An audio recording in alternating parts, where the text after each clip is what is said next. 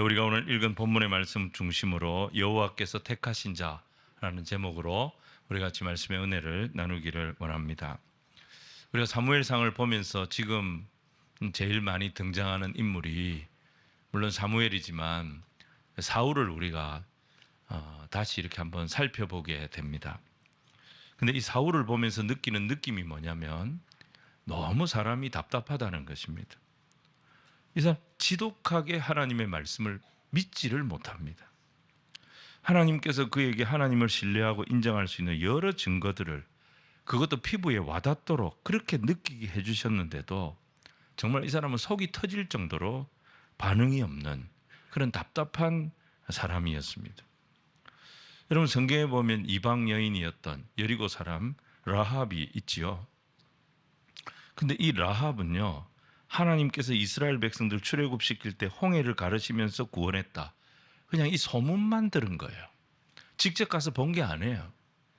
자기가 주막을 했기 때문에 그 주막에 오는 사람들이 하는 소문을 들은 거예요. 근데 이 라합은 어떻습니까? 그 소문을 듣고 믿었습니다. 그리고 자기 집에 정탐꾼들이 왔을 때 목숨 걸고 살려줬던 거예요. 소문을 듣고도 이렇게 담대하게 믿음을 가지는 사람이 있는데 기적과 은혜의 현장 속에 살면서도 하나님을 믿지 못하는 그런 사람들이 또 있는 거예요. 그 사람의 대명사가 누구냐? 대표적인 사람이 바로 사울이었던 것입니다. 저는 2025년 한 해 이런 마음이 있습니다. 정말 이 새해에는 우리 안에 일어나는 작은 일이라도 이 우연이 아니고 그 속에 하나님이 일하고 계시고 하나님이 역사하고 계시고 하나님 우리를 돕고 계신다. 이것을 볼 수 있는 우리 성도들의 눈이 열리기를 주님 이름으로 축원을 드립니다. 작은 일 하나 거기에 감사하고 그것 때문에 찬송하고 그것 때문에 믿음이 더해지는 그런 우리 모두가 되었으면 좋겠습니다. 자, 오늘 첫 번째는요, 사울의 불순종이에요. 사무엘은 사울에게 이런 말을 합니다. 내가 하나님께서 주셔서 너에게 얘기했던 세 가지 징조, 이 징조들이 이루어지거든 너는 길갈로 내려가서 7일 동안 나를 기다려라. 이렇게 말씀을 전했습니다. 그리고 이제 사무엘도 어떤 요랑이었습니까? 길갈로 곧 내려가서 사울이 이스라엘의 왕이 되는 그 모든 일을 본격적으로 진행을 하려고 했던 것이죠. 자, 8절 말씀을 우리 같이 한번 읽겠습니다. 시작. 너는 나보다 앞서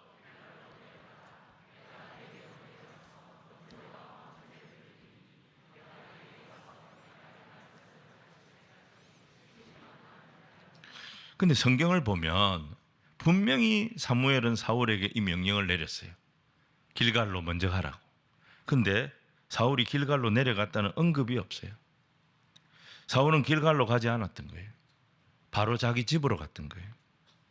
사울은 사무엘이 말한 징조가 다 이루어졌습니다. 자기가 아버지 집으로 가는 동안에 이 세 가지 징조가 하나씩 다 이루어졌어요. 다 이루어졌음에도 불구하고 길갈로 가지 않고 아버지 집에 머물렀습니다. 왜 그랬을까요? 사무엘의 말을 듣고 길갈로 가는 것보다 더 급한 일이 뭐냐? 더 중요한 일이 뭐냐? 지금 자기 아버지가 자기를 찾고 있어요. 자기를 염려하고 있어요. 그래서 그 아버지를 만나는 일이 더 중요하다고 생각했던 것 같습니다. 그리고 또 한 가지는 뭐냐? 자기가 선지자들 사이에서 은혜를 받고 거기서 춤을 추고 같이 막 찬송을 하고 그러면서 예언을 같이 하고 이렇게 했다는 소식이 소문이 난 거예요. 그래서 무슨 얘기를 합니까? 사람들이 기스의 아들에게 무슨 일이 일어났느냐? 사울도 선지자들 중에 있느냐? 이런 속담이 생길 정도로 많은 사람들이 사울이 성령 받고 은혜 받고 이것에 대해서 사울을 아는 사람들이 말하는 사람들이 너무 많았던 거예요. 사울은 사람들이 자기 말 하는 게 너무 부담이 됐던 거예요. 그리고 또 창피했던 거예요. 그래서 의도적으로 길갈로 안 간 거예요. 하나님 말씀하시고 사무엘이 말하지만 의도적으로 그런 자기 집에 들어가서 숨어버린 거예요. 여하튼 사울이 길갈로 내려갔더라면 기름 부음 받은 지 7일 만에 왕이 될 수도 있는 그런 길이 열렸을 건데 사울이 길갈로 가지 않는 바람에 사울을 왕으로 세우는 그 모든 하나님의 역사를 진행시키려고 했던 사무엘의 계획에 큰 차질이 생긴 것입니다. 길갈로 가지 않았던 이 사울이 자기 집으로 왔을 때 그의 숙부를 만납니다. 숙부가 이런 질문을 합니다. 14절 말씀을 우리 같이 한번 읽겠습니다. 시작. 사울의 숙부가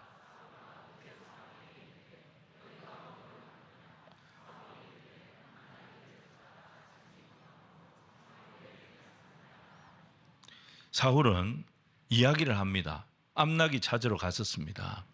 암나기를 찾아다니다가 도저히 찾을 수가 없어서 우리가 사무엘 선지를 찾아갔습니다. 요까지만 딱 얘기합니다. 가장 중요한 게 뭐죠? 자기들이 사무엘을 찾아갔을 때 사무엘이 자기 머리에 기름을 부었다, 이 얘기는 안 합니다. 또 세 가지 징조가 있을 것이라고 얘기했는데 그게 다 응답이 되어졌다, 그 얘기도 안 했습니다. 그 중에 제일 중요한 거, 자기가 선지자들과 함께 성령 체험을 했다, 이 사실도 그는 말하지 않았습니다. 어떻게 보면 사울이 굉장히 입이 무겁고 신중한 사람이었다, 뭐 그렇게 볼 수도 있습니다. 근데 다른 한편으로 생각해 보면 이런 하나님의 역사들, 하나님의 약속들, 하나님의 징조들이 다 이루어졌음에도 불구하고 사울은 뭐예요? 왕이 되는 게 부담이 됐던 거예요. 하나님의 말씀이 이루어지는 게 부담이 됐던 거예요. 하나님이 계속 자기에게 이렇게 다가오시는 게 불편했던 거예요. 그래서 이 모든 것을 받아들이지 못하고 아버지 집으로 와버렸던 거예요. 여러분, 사울은 이미 기름 부음을 받은 사람입니다. 기름 부음을 받는 순간 그 사람은 개인의 인생이라고 하는 것이 없어지는 것입니다. 기름 부음 받은 사람은 사사로운 인생을 사는 사람이 아닙니다. 그 사람은 그때부터 공인이 되는 것입니다. 여러분, 국가적으로 중요한 공직자들, 무슨 군인들, 이런 사람들은 북한에서 무슨 미사일 실험을 하거나 이렇게 하면 뭐 골프 치러 갈 계획 다 있어도 취소해야 됩니다. 공휴일입니다. 쉬는 날입니다. 그런 날 갈 수 있지요. 근데 공인은 그렇게 자기 마음대로 움직이는 게 아닙니다. 그것 때문에 책망받고 그것 때문에 지탄받는 일이 얼마든지 벌어지는 거예요. 마찬가지입니다. 기름 부음을 받은 자는 공인이에요. 자기가 가고 싶은 곳으로 가는 사람이 아니라 하나님이 가라는 곳으로 가야 되고, 하나님이 기다리라고 하면 조급해도 마음이 급해도 기다려야 되는 것입니다. 근데 사울은 하나님의 뜻이 부담스러웠어요. 선지자들과 함께 성령 받고 은혜 받은 사실을 사람들이 알고 자기에게 하는 게 부끄러웠어요. 창피했어요. 그래서 길갈이 아니라 자기 집으로 가버린 거예요. 사울은 인간적으로 보면 참 겸손한 사람처럼 보여요. 착실하고 조용하고 사람이 입도 무겁고 신중한 사람처럼 보여요. 하지만 영적으로는 어떻습니까? 하나님이 하시는 일을 잘 받아들이지를 못해요. 하나님의 부르심에 반응이 없어요. 어떻게 하면 피할까? 어떻게 하면 안 할까? 항상 소극적인 태도를 보여요. 정말 답답한 사람이었어요. 자, 오늘 두 번째는 미스바에서 왕을 세우시는 하나님입니다.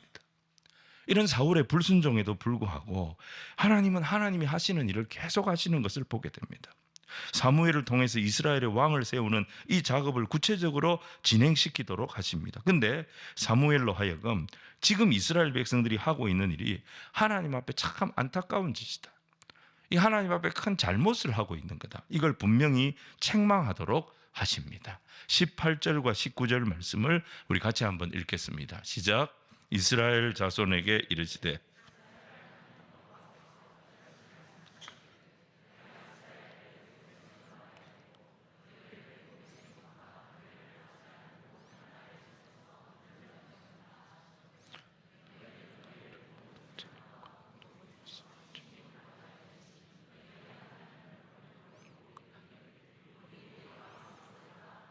여기까지. 이스라엘 백성들은 무슨 생각을 했느냐? 인간 왕, 다른 나라들이 다 있는 왕을 우리도 세우기만 하면 우리 이스라엘은 더 나은 이스라엘이 될 거라고 생각을 했던 것입니다. 근데 결과적으로 보면요, 인간 왕이 세워짐으로 가장 손해를 많이 본 사람들이 누구냐? 그들이 이스라엘 백성들이었어요. 근데 지금 이스라엘이 뭘 하고 있어요? 이 하나님을 포기하고 인간 왕을 선택하려고 하는 것입니다. 이거는 쇠몽둥이를 포기하고 질그릇을 선택하는 것과 마찬가지입니다. 쇠몽둥이 가지신 하나님께서 이 세상에 힘께나 쓴다는 나라들 질그릇까지 다 부시시는데 이스라엘 백성들은 그 질그릇을 선택하고 쇠몽둥이를 포기하는 이 바보짓을 한 거예요. 여러분, 이스라엘을 보면 정말 답답한 거예요. 사울도 보면 너무너무 답답한 거예요. 그래서 오늘 이 성경은 너무너무 답답한 말씀인데 하나님은 이 답답한 자들을 안 버리는 거예요. 팽개치지 않는 거예요. 그들을 붙들고 계신 거예요. 그들에게 이렇게 책망을 하시면서도 계속 은혜를 베푸시는 것을 보게 됩니다. 이런 하나님도 우린 잘 이해가 안 되는 거죠. 자, 하나님은 사무엘로 하여금 이스라엘 백성들 미스바로 불러 모으게 하셨습니다. 미스바가 어떤 곳입니까? 우리 교육부서가 예배드리는 곳이 미스바죠. 근데 여러분, 이 미스바 이름, 이게 아주 권세 있는 이름입니다. 이 장소가 보통 장소가 아니에요. 그래서 이름을 미스바라고 지은 거예요. 그런 역사가 우리 아이들에게 일어나라고.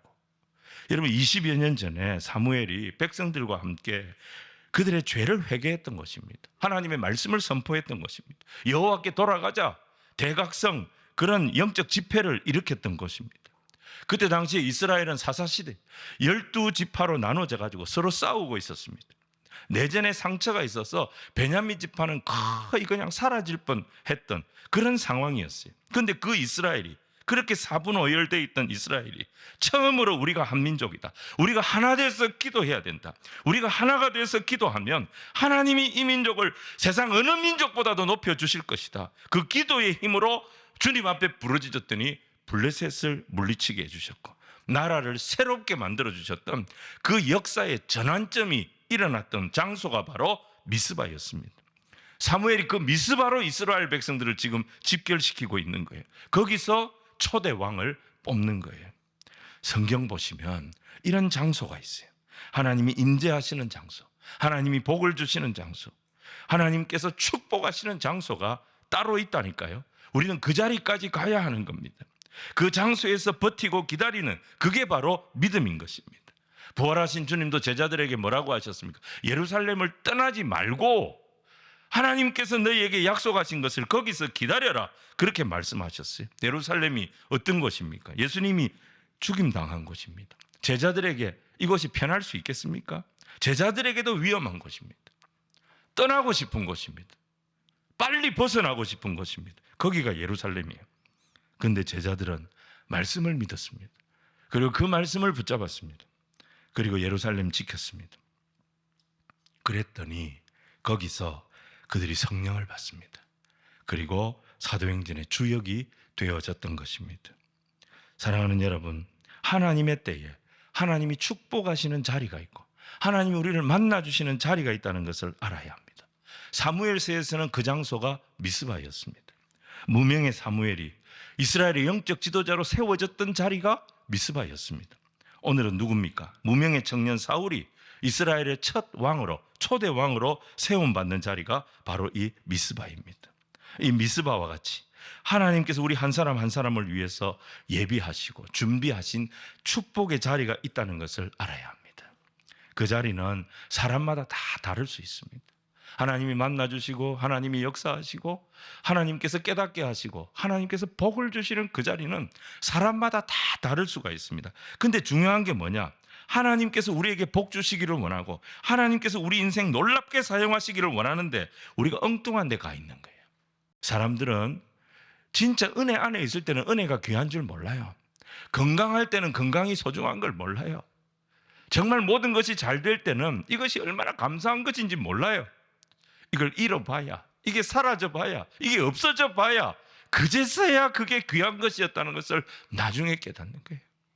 여러분, 이 믿음의 공동체, 은혜의 공동체 안에서 하나님을 섬기고 하나님 우리 한 사람 한 사람을 여기에 두셨다는 것을 감사하게 생각하고 주일마다 저와 여러분의 영혼이 살아나고 하나님의 영광을 보는 주의 백성들 다 되도록 하나님 이곳에 주의 복을 부어주시기를 간절히 축원하여 드립니다. 여러분, 세 번째로 불가능을 가능케 하는 하나님을 보게 됩니다. 사울은 미스바에서 이스라엘의 초대 왕으로 세워집니다. 그런데 그 방법이 뭐냐? 주사위 같은 것을 가지고 제비를 뽑는 방식으로 왕이 됩니다. 원래 이스라엘 백성들은 중요한 일을 결정할 때 제사장이 이렇게 했습니다. 우림과 둠밈, 이 제사장이 가지고 있던 일종의 주사위와 같은 그런 이 돌을 사용해서 제비를 뽑았습니다. 그래서 중요한 의사결정을 했던 것입니다. 이게 이들에게는 익숙한 방법이었어요.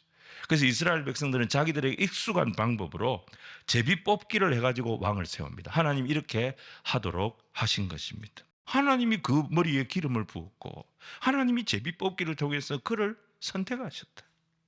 하나님이 그를 선택하셨다면, 하나님이 그를 부르셨다면 그의 이 엄중한 사명, 이거 감당할 수 있는 능력도 권세도 하나님이 주실 거라고 나는 믿는다.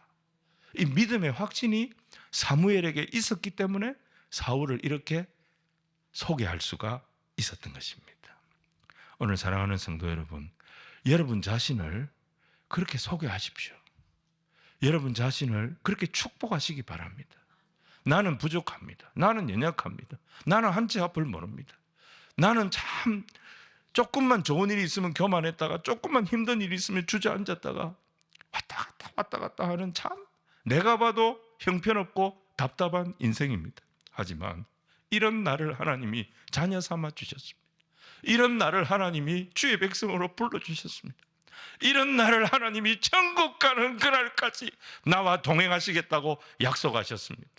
그 하나님이 나의 하나님, 지금 이 시간에도 나와 함께 하시는 줄로 믿습니다.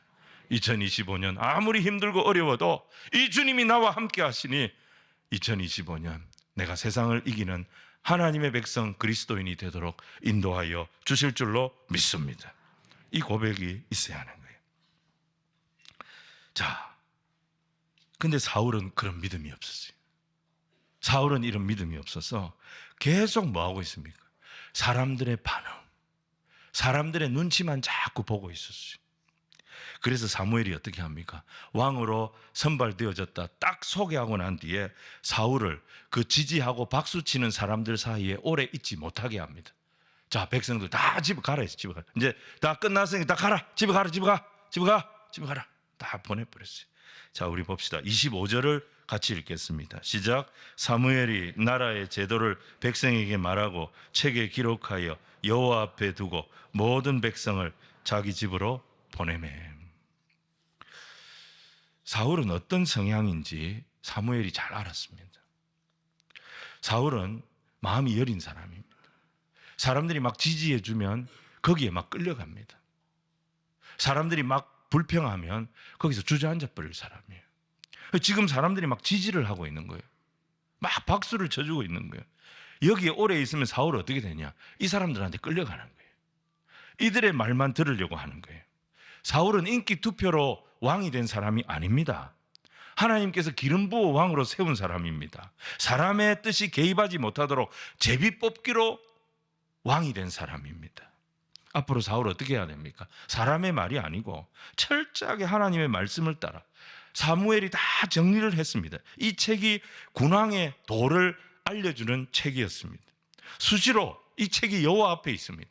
성막에 와서 여호와 앞에 와서 사무엘이 남겨준 이 군왕의 도, 이스라엘 왕이 가야 할 길을 읽으면서 이 율법을 읽으면서 하나님 나라의 왕은, 이스라엘의 왕은 어떤 판단을 하고 어떤 선택을 하고 어떤 생각을 하고 어떤 태도를 가지고 이 백성을 인도해야 되는가, 그걸 항상 생각해야 되는 거예요.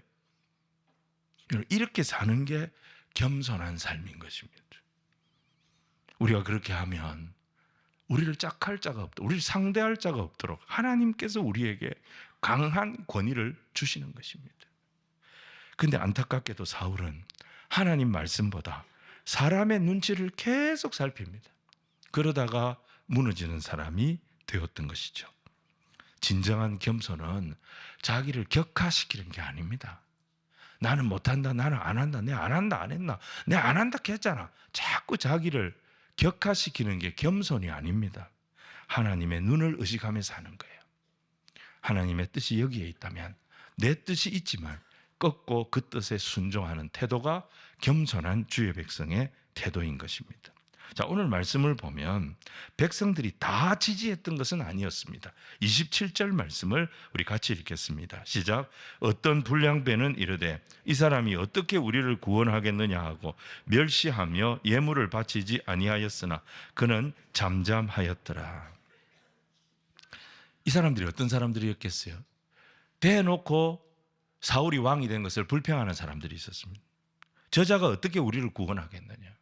그래서 그들이 어떻게 합니까? 당연히 바쳐야 할 예물을 바치지 아니했다. 왕께 드려야 할 예물을 바치지 않고 불평하는 사람들이 있었다는 거예요. 이 사람들은 아마 우리 지파, 그러니까 유력한 지파의 사람들이었던 것 같아요. 어떻게 베냐민 지파에서 왕이 나오냐? 유다 지파가 있는데, 에브라임 지파가 있는데, 자기들 지파에서 왕으로 세울 만한 인물을 이미 딱 점 찍어 놓고 모든 걸 그쪽으로 몰고 가려고 했는데 결과가 뜻대로 안 된 거예요. 그러니까 입에서 뭐가 나오는 거예요? 불평이 나오는 거예요. 그리고 하나님의 백성으로 왕에게 지켜야 할 기본 도리도 지키지 않은 자들이었어요. 이 사람들을 성경이 뭐라고 불렀느냐? 불량배라고 불렀습니다. 그런데 사울은 이런 불량배들하고 싸우지를 않습니다. 잠잠했다 그랬습니다. 이건 사울이 잘한 겁니다. 어디 가든지 이런 사람들, 불평, 불만을 터뜨리는 사람들이 있습니다. 그런데 이런 사람들이 나를 불편하게 한다고 계속 그 사람하고 시시비비를 거리고 사사건건 다투고 싸운다면 우리는 지치게 됩니다. 중요한 일을 못하게 되는 것입니다. 여러분, 한나에게 하나님께서 분인나를 붙여주셨어요. 분인나가 한나를 계속 격동시켰습니다. 그래도 한나는 분인나와 싸우지 않았습니다. 그 고통을, 그 눈물을, 그 고난을 가지고 한나는 하나님 앞에 나왔던 거예요. 어떻게 보면 분인나가 한나를 하나님 앞에 나가도록 돕는 사람이 됐던 거예요. 한나는 하나님 앞에 나가서 엎드렸더니, 그 고통의 문제를 가지고 엎드렸더니 사무엘의 어머니가 되는 축복의 통로가 되어졌던 것입니다. 예수님에게는 가룟 유다가 딱 붙어 있었어요. 이게 마귀짓을 하고 있었어요. 결국 가룟 유다의 배신 때문에 예수님은 십자가에 달리게 됩니다. 하지만 하나님은 어떻게 하십니까? 그 가룟 유다의 배신 때문에 예수님께서 십자가에 달리셨는데, 예수님이 십자가에 달리심으로 온 인류가 구원을 얻는 하나님의 놀라운 복이 그 십자가에서 흘러 넘치도록 인도하여 주신 것입니다. 우리 하나님은 반전의 하나님이심을 믿으시기를 바랍니다. 역전의 하나님이 우리가 믿는 하나님이심을 기억하시기를 바랍니다. 어떤 문제도, 어떤 고난도 축복의 통로, 은혜의 통로, 얼마든지 바꿀 수 있는 하나님, 그 하나님 붙잡고 2025년도 당당하게 일어서는 주의 백성들 되시기를 주님 이름으로 축원을 드립니다. 말씀 정리하겠습니다. 우리는 하나님이 하시는 일을 다 이해를 못합니다. 왜 이렇게 답답한 사울을 끝까지 붙드시지? 아니, 하나님이 왕인데 인간 왕을 이렇게 구하는 이스라엘의 이 말도 안 되는 요구를 왜 하나님 다 들어주고 계시지? 우리는 하나님 이해가 안 될 때가 많은 거예요. 그런데 그런 사울의 모습 속에 내 모습이 있다는 걸 봐야 됩니다. 그런 이스라엘의 모습 속에 내 모습이 있다는 걸 봐야 돼요. 그렇게 은혜를 베푸시고 그렇게 하나님이 내 하나님이 되신다는 수많은 증거들을 보여주셨음에도 불구하고 문제만 터지면 하나님을 신뢰하지 못하고 어려움만 생기면 두려움과 염려에 빠져가지고 어떻게든지 피하려고, 어떻게든지 숨으려고 그 생각만 하고 있는 이 답답한 사울이 바로 우리라니까요. 전능하신 하나님 믿고 기다리면 반드시 길을 여시고 승리를 주시는데 그걸 못 기다립니다. 계속 고집부립니다. 이 이스라엘의 모습이 바로 우리 모습이라니까요.